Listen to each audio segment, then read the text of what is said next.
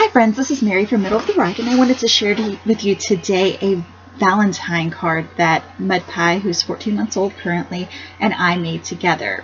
What we were wanting to do was a handprint card that I had seen on Pinterest, and so to do that I needed to trace her hand, and we haven't done a lot of crafts together. I think this would be easier if we had started, if she was a little bit older and we had done more crafts together, but we're starting to introduce coloring and other things like that, and I thought this was a great way to get her involved in making the cards and also learn a new skill. So despite the fact that we had to use a little distraction with doing coloring and a slinky, eventually she did let me trace her hand, and that was the first step in our project, was to get her hand traced just once with this crayon.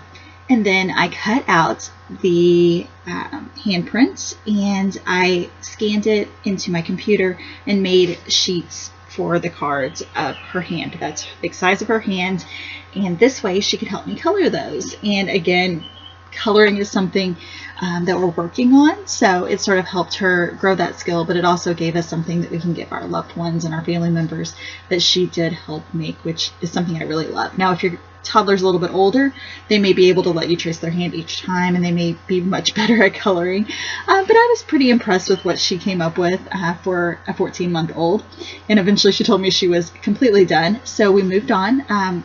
While she was napping, I went through and I made cards on Photoshop so that we could use this for. You definitely don't need to do that. I think if you look in the link for the Pinterest card below, you'll see they did it by hand, and I think that's a great way to do it. This just fit my personal preferences, so you could definitely cut out pictures, put them on there, handwrite it, and it'll look beautiful. So I printed these out because that's just for my preference, what I like to do. And I just printed them with my color printer. And then I went through and cut out all of the hands that she had colored, each separately, so that we would have those for each card.